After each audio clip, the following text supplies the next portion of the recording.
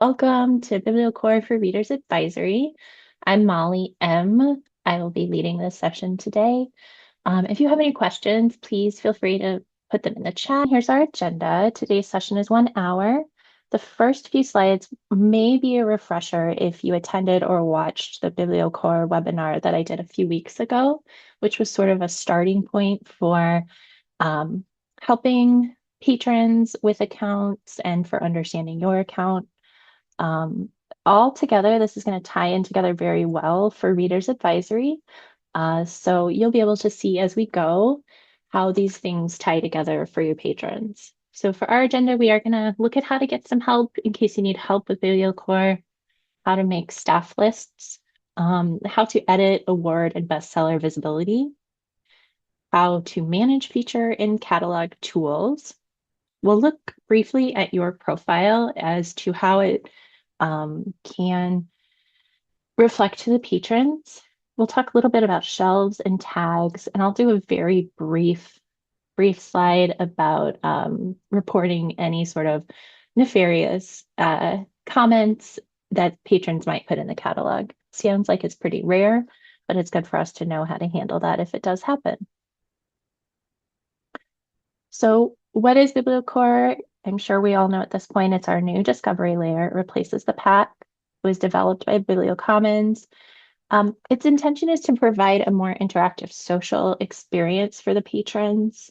Some of the key features are the enhanced discovery, the community engagement, the integrated borrowing, personal recommendations, and there are customization that can be made to a library's BiblioCore site, such as what is listed under this Explore screen and what is linked under your logo. So I have highlighted here the Explore. So some of the libraries have moved around how these reflect or chosen to maybe not show certain parts that are highlighted on the CCS instance of BiblioCore. And so you can see that for this instance, we do have the recent activity up here. We do have those awards and bestsellers. And one caveat that we're trying to let everyone know at CCS is that BiblioCore does intend to make some updates to this front end as you come into the tool. So we don't know if the Explorer is going to look the same. I think it's going to be renamed. There might be some other changes, but we've heard that that won't come until closer to end of the year. Okay, so how to BiblioCore, how to get help. So we have a couple different ways that you can get help with BiblioCore. The first is that you can go to the CCS website under the Buy Software, under How To, and we have a bunch of BiblioCore pages and information that we've set up for you all to be able to access. And then if you are, looking for something and you're not seeing the information that you need, please feel free always to put in a help desk ticket. I just picked up one right before this webinar actually about lists. And so we're always happy to help with those questions. There's also a really great tool from BiblioCore called the Learning Lab, which is learn.bibliocommons.com.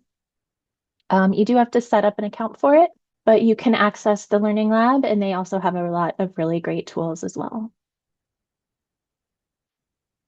So again, this Explore content, depending on how the library has set it up, the patron can find new or on order lists, award lists, bestseller, staff pick, and world languages.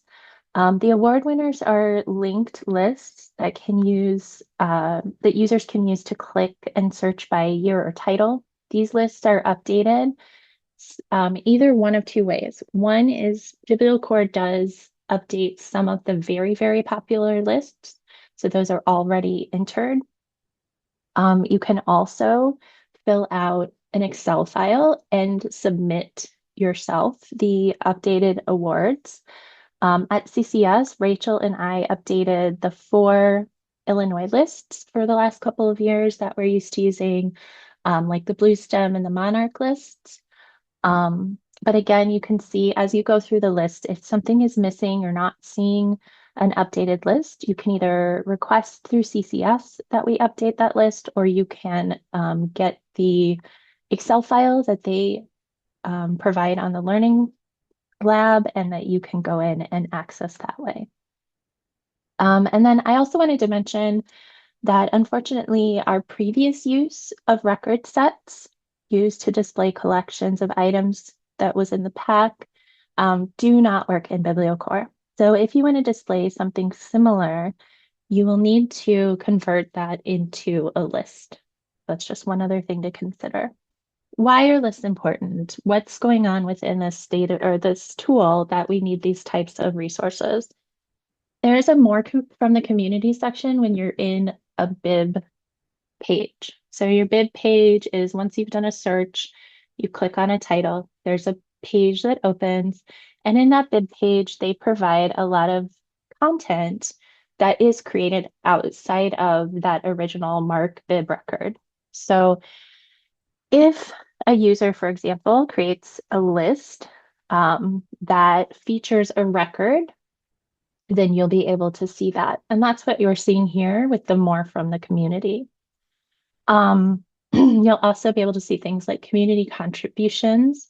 So if people who have accounts on BiblioCore are going in here, they can share quotes, they can provide summaries, they can upload a video.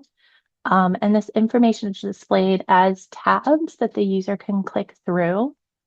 And then again, like I said, this is content that's coming from the community. So it might be coming from one of your patrons by a quotation or the suitability rating, which you can also see here. I grabbed one from a library who has a little podcast that they provide to their patrons, and they actually inserted that into here so that the community contribution has sort of a review that they did. So again, it adds to that sort of more creative way for the library and the patrons to interact with each other. And then the staff list featuring a title, this also will show up on that bib page. So if you've created a staff list and or you're showing staff lists, you might see a staff list from another CCS library.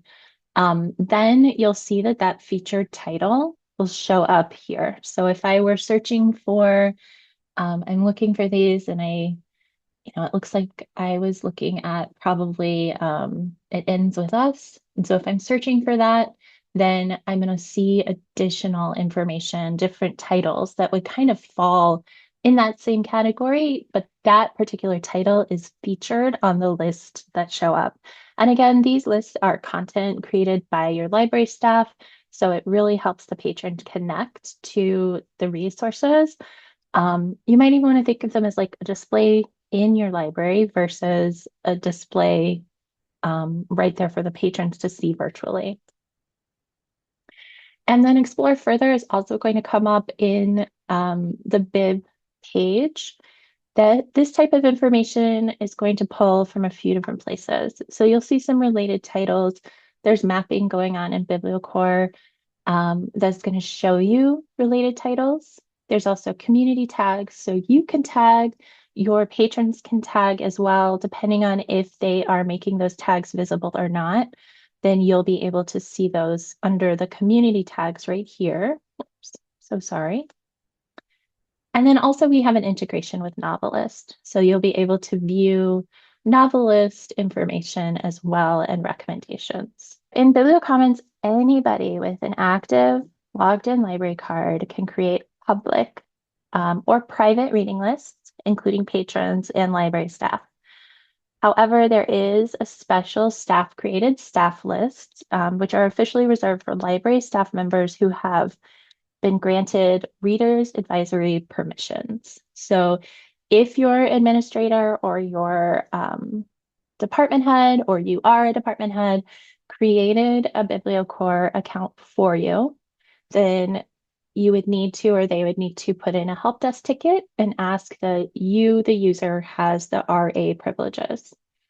And those RA privileges are going to give you the ability to create lists, to manage things like blog posts, and to edit award winners list. It also gives you the option to see the MARC record, the markup on the MARC record so that you can see the mapping. So you have to have the RA you have to have that RA permission in order to be able to do this. And so a list is just a collection of titles related to a specific topic. So if you wanted to do like knitting books for beginners or the 10 best movies about baseball, you can do lists like that. And we are going to walk through. I'll go over to the tool and show you how to do it. But really simple, when you're in BiblioCore, you would click on your name, and then you would click on the list button. This page is going to open up for you. You can see here I have my account and a list here. This page is going to open up for you. Everyone should be able to see guides and recommendations. And if you liked, the lib admin page content is what is going to be those special staff picks type lists.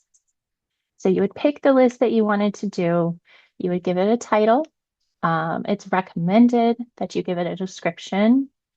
You would click add to list and add the titles.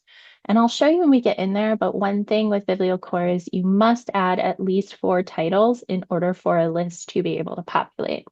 The recommended amount of titles is 9 to 10 titles, and I'll show you why in a minute. It's really just about the way that those items can be viewed. And then you've got some options with your lists, and this depends on the type of list that you've chosen. If you're choosing the first two, they're going to ask you, who do you want to see this list? Do you want it to be everybody, people in a specific location? So that could be down to CCS or to your individual library or only to you. You would click publish. And then once you publish, the list will appear in the publish list section. And just again to remind everybody, you cannot create a list without at least 3 to 4 items on that list.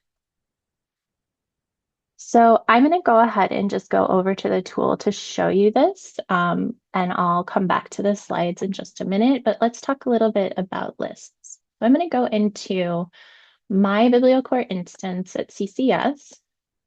And right now you're seeing my admin account. So you are going to see a few more things than you may have. It depends on your settings, but I'm going to go over to my name and I'm going to click on lists.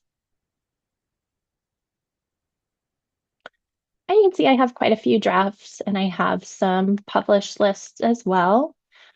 Lists are very easy to get rid of. If you created a list and you don't want it anymore, you can just click the little trash can and tell it, yes, I'm sure. And then it will, get rid of my lists. So very simple. In order to start this process, I would click create a new list. And that's going to take me to that screen with the 3 different options. So it says that, you need to choose category and then you can choose who will see it. So just so you can see the difference, if I do guides and recommendations, it's going to give me a list type. I'm going to choose my type of list. And it's kind of interesting. They've got some general recommendations. You can do a genre guide or a topic guide. You can do a top picks list. You can do study guides. Sorry about that. You can do a study guide, healthcare guide, and personal recommendations. So you choose which one you'd like to do, and then you would give it a name. And you can see there's an option here, to give it also some additional information. And so you can see right here, it's in my draft mode. I have the little boxes here and it says images will update when the draft has been published. So now I need to start adding to my list. A couple things I've noticed with my lists when I'm starting to build them, this particular part of the tool is not as user-friendly when it comes to spelling. I am not the greatest speller always. So sometimes I look for something knowing that it should be there and I don't always find it. So just make sure your spelling is accurate when you're going to look for something. So I'll start some list about dogs.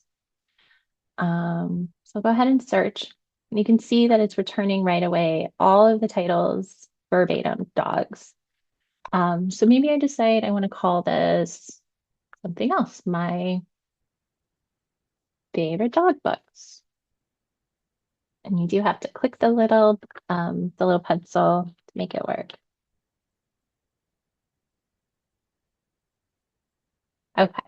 So now when I'm here, I have this option. I'm in the catalog.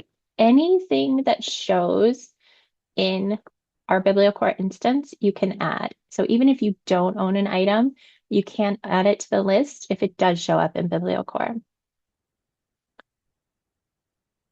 And so what I'll do is I'll just click the little add button and I can add as many as I want. But as you can see, what's happening is I'm adding them. Nothing's filling in here. So it does say you must add at least 4 items to publish and share. So I'll go ahead and add a few more. Then you can see when I scroll up, there it goes. It starts to populate the lists in here or your items in here. And so this is why they recommend, 9 or 10 items. So I might go ahead and just say show more just to make my list a little more filled in and pretty, but you don't have to. Um, I'll do, yeah, that should be 9. Let's see. So then as I'm going, you can see it starts to populate the images. There we go. So it has my favorite dogs, has my images, and when I scroll down, you can see there's also the option to add an annotation. So I might say like funniest dog book ever. And then when I'm done, you can see when I scroll up, there's a couple of things here. I can click the little toggle. It's going to ask me, do I want to make this a ranked list? So it's numbered. Do you want it to add new items to the top, or do you care if it goes to the top or bottom?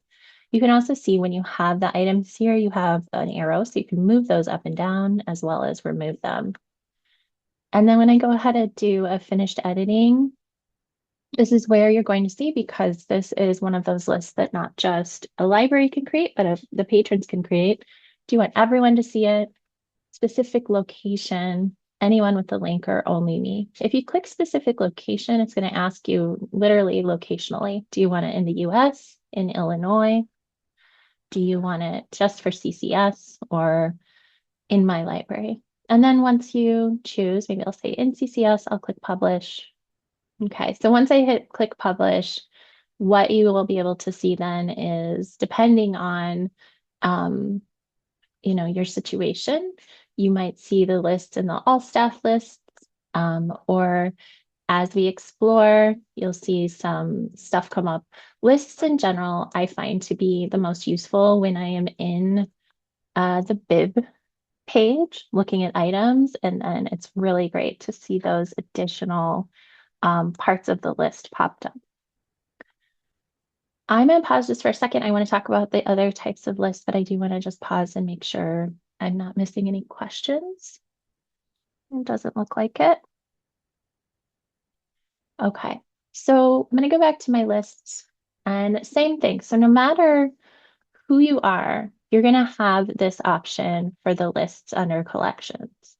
The only difference is when I click create a new list, if you have the staff list option, you'll have this libadmin page content. So before I go to that one, there is an if you liked. I like that if you liked option as well. So for these types of lists, I can give it a name. I'll just grab one that I've done already. And then I can use this list. And I'll say, it does ask you, you like these, because sure, you can come up with something much more catchy than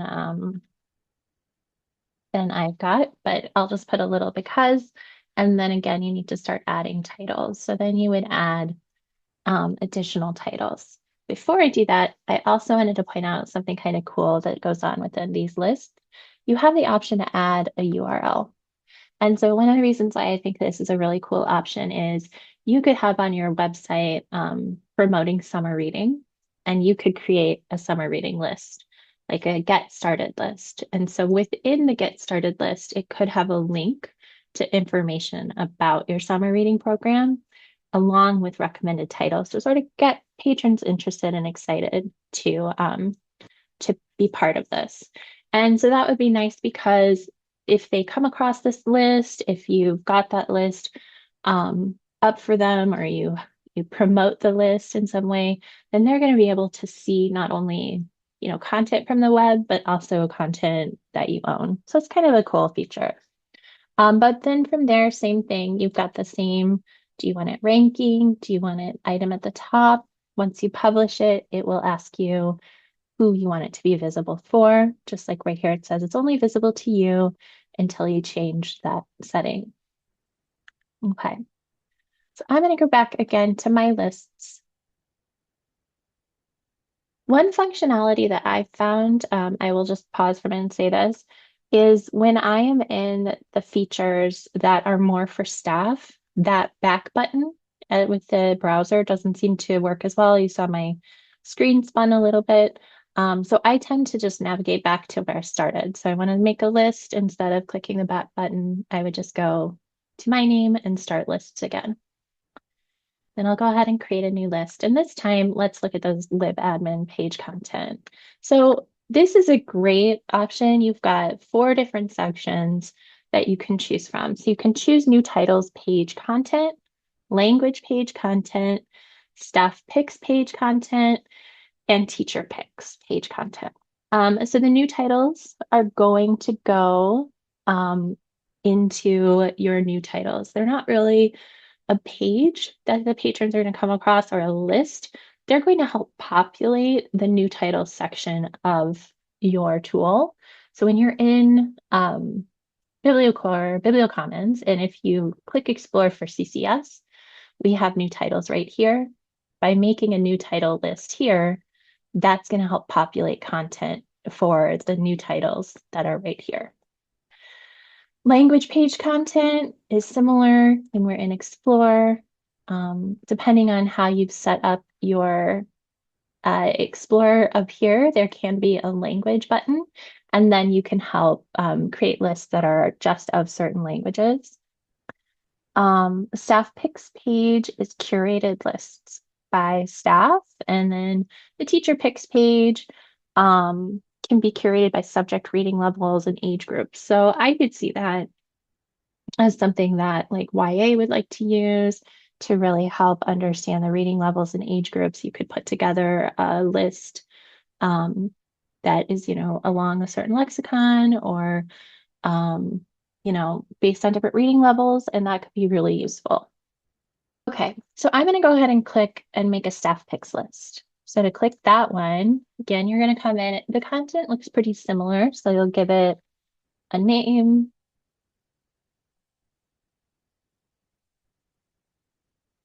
And you'll see that there is the little toggle buttons here. So again, do you want it to make it all new items at the top, ranking it? You also have a scope right here. So do you want it to be this library?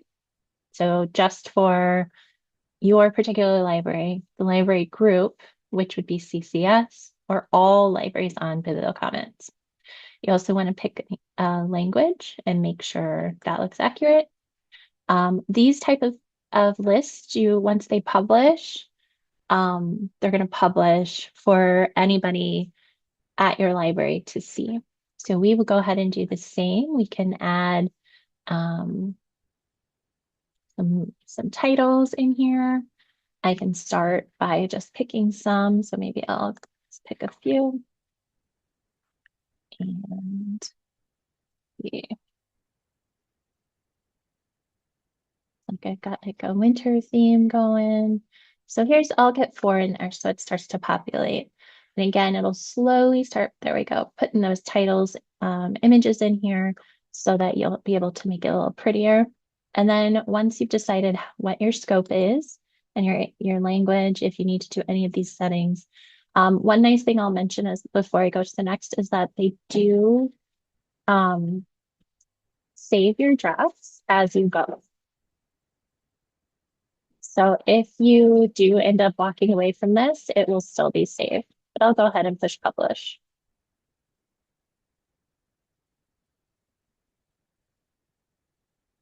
It might take just a moment, but you can see now that this is my staff picks list. I can copy this list URL so I could post it again on my website and social media, other places. There's the ability to flag it and link it. But then you can see as you view this list, you can come in here and save these items if I wanted to keep track of the items that I wanted to read. So if your patron does this and clicks that little button, it's going to go to their for later shelf. So it'll be visible to them when they go into their account and they'll be able to see items that they want to read for later. They've chosen something off my list. You can also favorite the list. So again, these staff created lists are going to automatically populate and present to the patrons that you have set up for the list.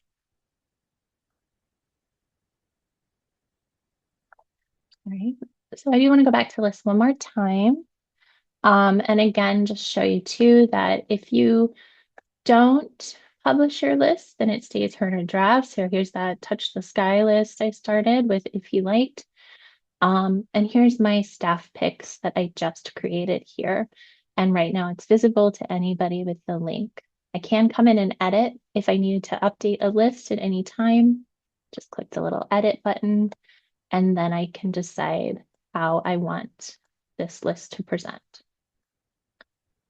Back to my list, see if that back button works. It did. And I'm just going to pause again and see if there is any questions. Okay, so like I said in the PowerPoint, I do have some step-by-step instructions on how to create lists. So I will be sending these out to you. The same instructions are also on our website, so you'll be able to see that as well. But just for that new title page, it's very similar, similar to how we create all those lists. You're gonna new title page content. You're gonna add the titles or URLs. You can choose some visibility options, and then your list is going to show up as a block on your new title page within a few minutes. So just take a few minutes to populate. But you can see when I'm back here again, if I'm in Explore, my new titles are here. And this is where that new title page is populating. The titles will show in this way.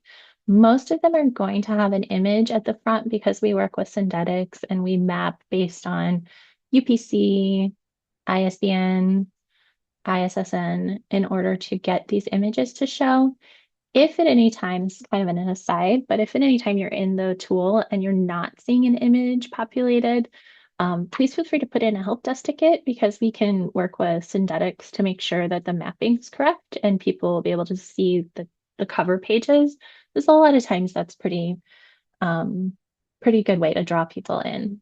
But again, once you have these items, they'll either be as just arrived or on order. They're going to populate there based on their availability in the system.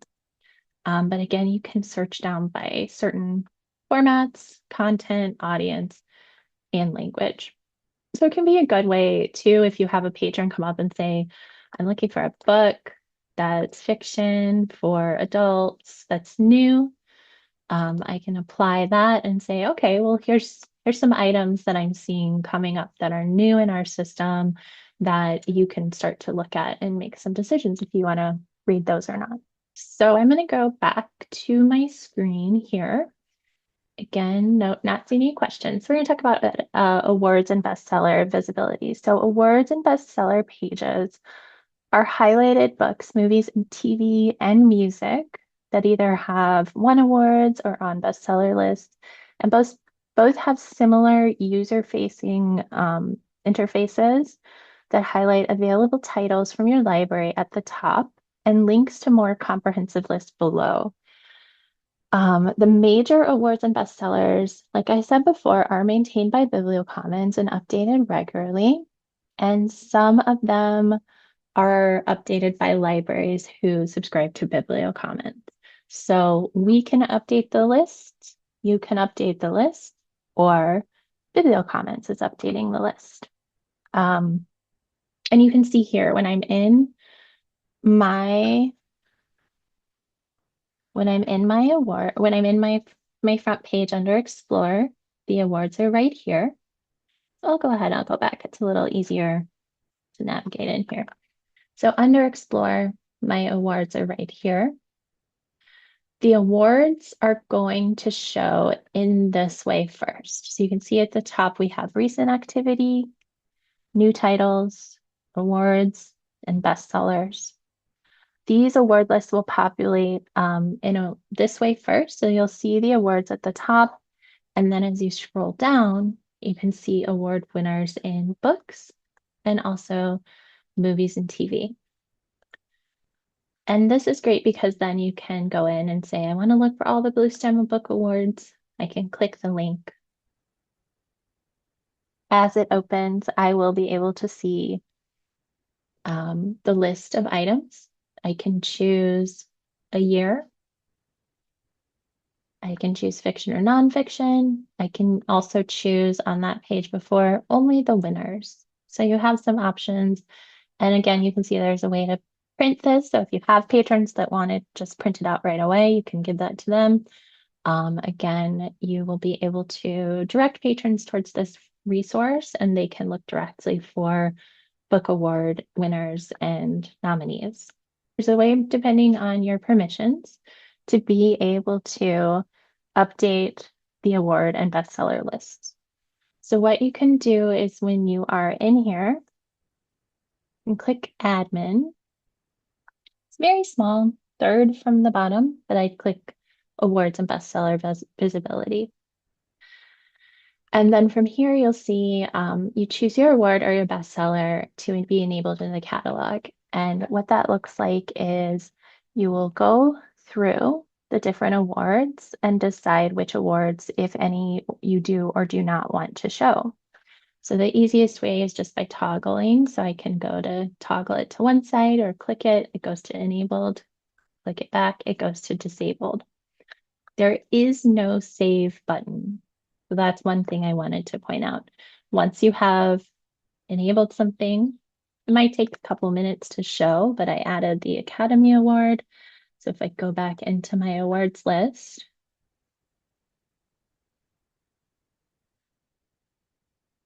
there it is. My Academy Award has now shown. So you have the ability to remove or show lists. It won't remove them all the way. It'll just enable them. But then you'll be able to see when your patrons are looking for lists, those are going to be right here.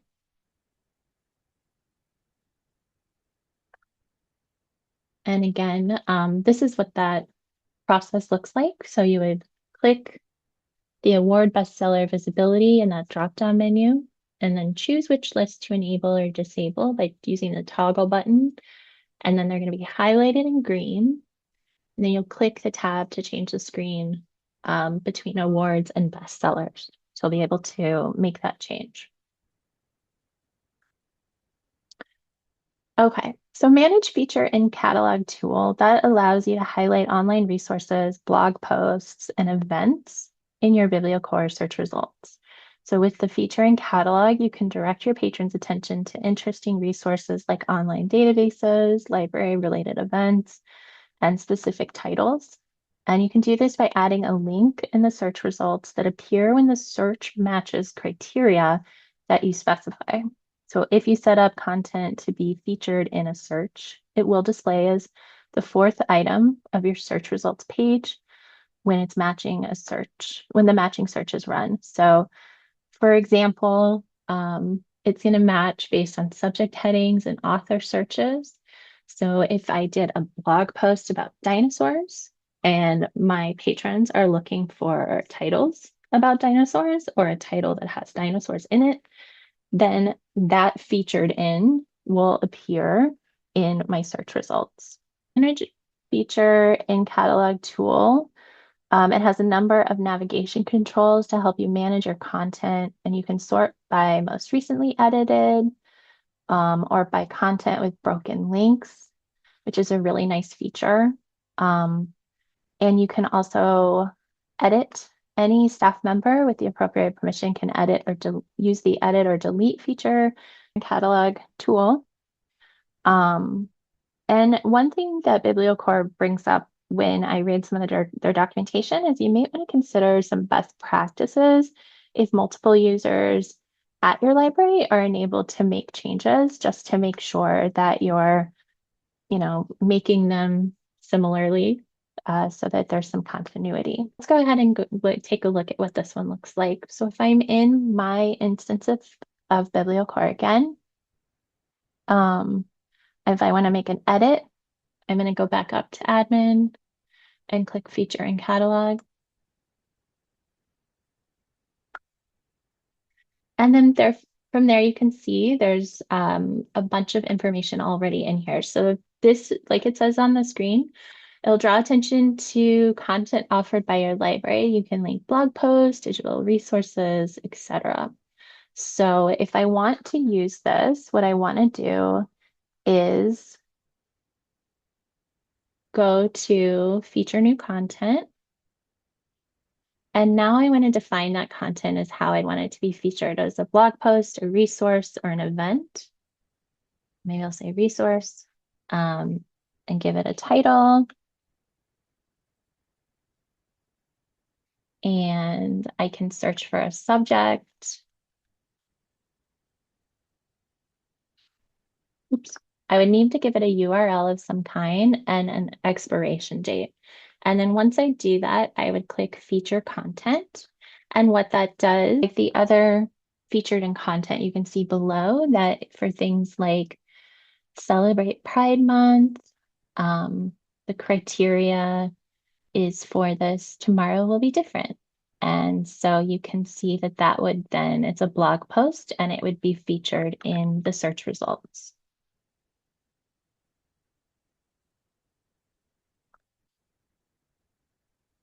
And so here's that process again. I'll share those slides with you so you can see how to do that. You can use a URL. You can also use an easy proxy formatted URL if you use easy proxy. Okay. Then just a few other things that I want to highlight before I open it up for any additional questions. So under my profile, you might want to consider personalizing and publishing a profile, especially if you have like a shared profile across departments. It is good to kind of have a little bit of identification on there. It can just make it a little more public facing and fun. You can also, like I said, you could do like a YA profile, you could do your RA profile. But you can see here, mine's a little, I'll go into mine in just a minute. Oops, sorry. But you can see there's ways to personalize. So what I'll do is let me just go to my screen here and I go into, under my name, I go to profile. So depending on how you're logged in, you can see, let's see if I can make this a little bit bigger. You can give it an about, but I can always go back and say, whoops, I need to click the little edit button. So,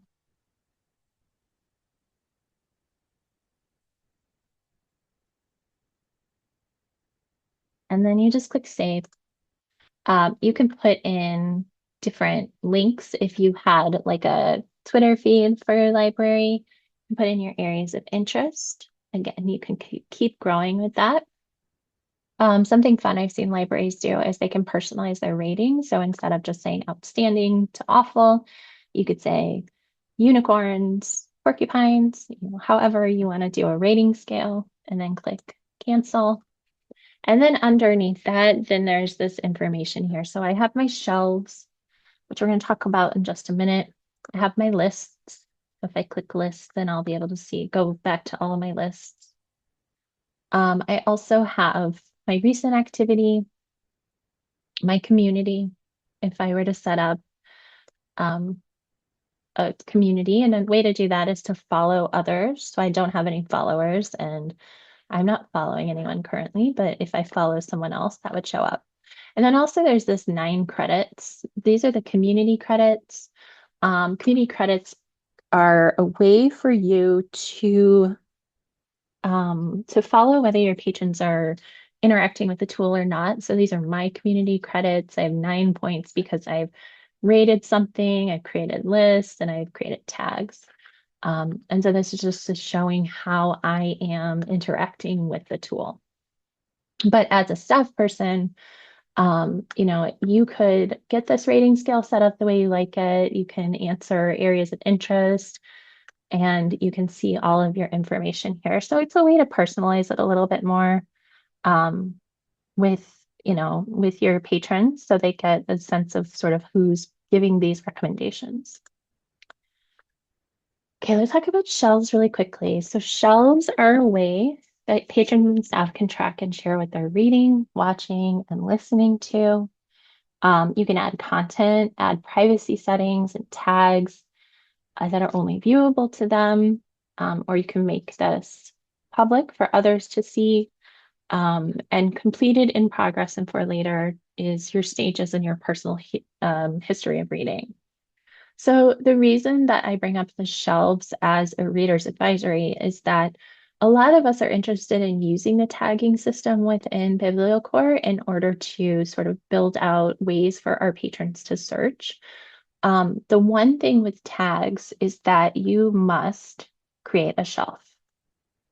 So in order for for your tagging to take place, you would first create a shelf. So this is one of my shelves that I've created. I think I love murder mysteries and thrillers and cozy mysteries. So I'm sure that's part of it, although the correspondence on it. So maybe it's just recent reading.